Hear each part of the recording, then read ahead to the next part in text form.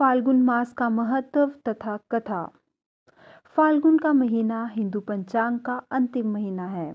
इस महीने की पूर्णिमा को फाल्गुनी नक्षत्र होने के कारण इस महीने का नाम फाल्गुन है।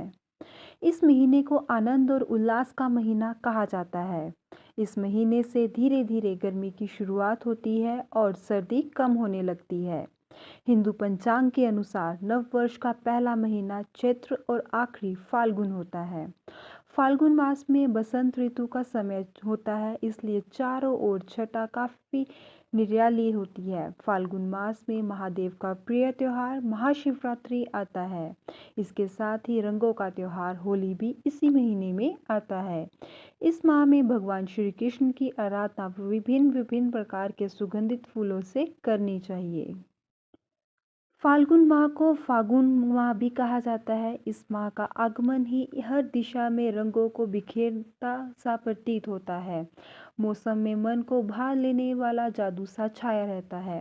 इस माह के दौरान प्रकृति में अनुपम छटा बिखरी होती है। इस मौसम में चंद्रमा के जन्म से संबंधित पौराणिक आख्यान भी मौजूद हैं। इसी कारण इस माह में चंद्रमा और श्री कृष्ण की पूजा का भी विशेष महत्व बताया गया है। फागुन मास का महत्व। इस महीने में बाल कृष्ण, युवा कृष्ण और गुरु कृष्ण तीनों ही स्वरूपों की पूजा की जाती है। संतान के लिए बाल कृष्ण की पूजा करें। प्रेम और आनंद के लिए युवा कृष्ण की उपासना करें। ज्ञान और वैराग्य के लिए गुरु कृष्ण की उपासना करें। इस माह के दौरान भगवान शिव, भगवान विष्णु एवं चंद्रदेव की पूजा का महत्व बताया गया है। फागुन माह के दौरान देवी लक्ष्मी और माता सीता की पूजा का विधान भी रहता है।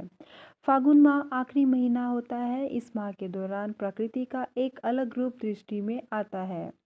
इसी समय पर भक्ति के साथ शक्ति की आराधना भी होती है। फागुन माह भी अन्य माह की भांति ही ज्योतिष, धार्मिक और वैज्ञानिक दृष्टि से महत्व रखता है। फागुन में चंद्रदेव की पूजा का महत्व। भगवान शिव को चंद्र का देवता माना गया है। शिव शंकर ने उन्हें अपने सिर पर धारण किया हुआ है। फागुन में चंद्रदेव की पूजा करने से स्वास्थ्य, सौंदर्य, प्रेम, सम्मान और पारिवारिक सुख और शांति का वरदान मिलता है। चंद्रमा मन के कारक हैं। कुंडली में अगर चंद्रमा प्रतिकूल प्रभाव दे रहे हैं तो व्यक्ति मानसिक तनाव से घिरा रहता है और अक्सर मां की सेहत को लेकर चिंतित होता है। फागुन के महीने में चंद्रमा की उपासना से कुंडली में चंद्र दोष को दूर किया जा सकता है। फागुन मास में दान का महत्व।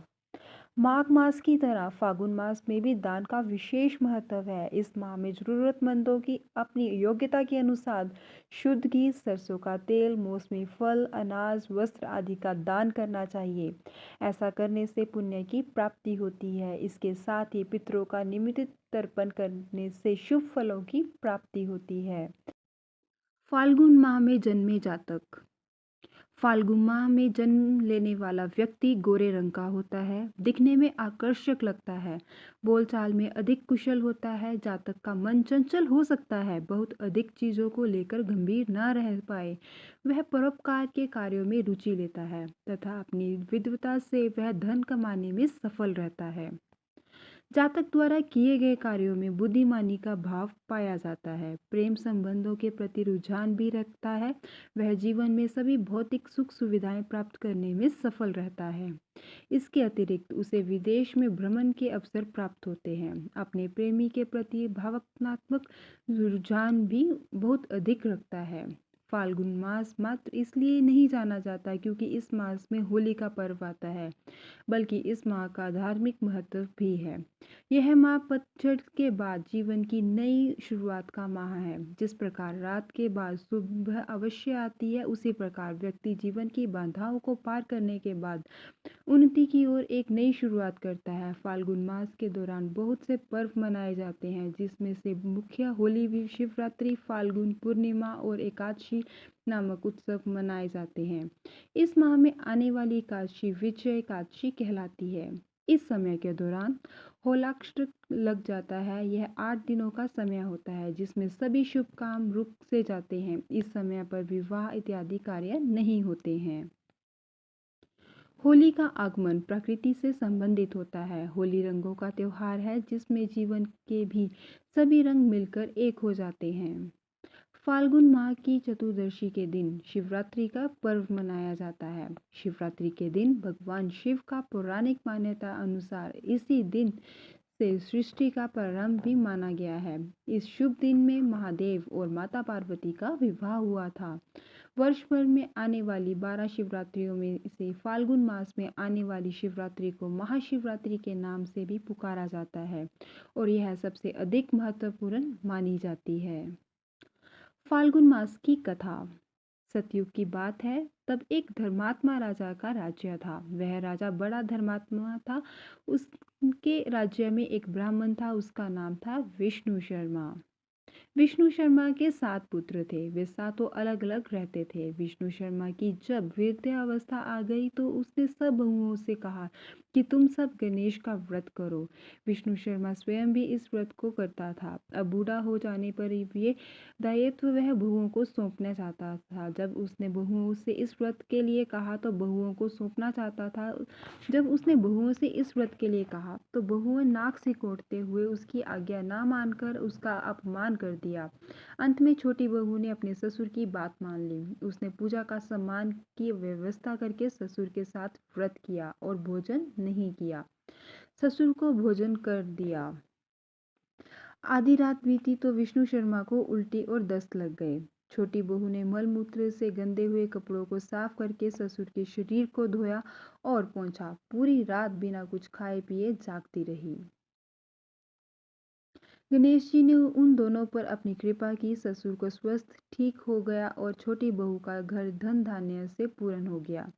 फिर तो अन्य बहुओं को भी इस घटना से प्रेरणा मिली और उन्होंने भी गणेश जी का व्रत किया। जो भी व्यक्ति गणेश जी का व्रत सच्चे मन से करता है, भगवान गणेश जी उसकी सभी मनोकामनाएं पूर्ण करते हैं। फाल्गुन मास की महत्वपूर्ण बातें। फाल्गुन मास के दौरान व्यक्ति अपने आहार का विशेष ध्यान रखना चाहिए।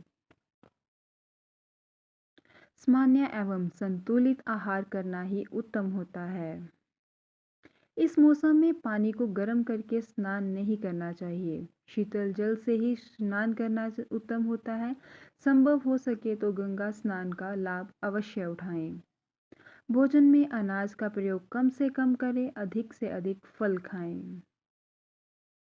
अपनी साफ सफाई और रहन सहन को लेकर भी सौम्यता और शीतलता बरतनी चाहिए। इस माह के दौरान तामसिक एवं गरिष्ठ भोजन अर्थात मांस, मदिरा और तले भुने भोजन को त्यागना चाहिए।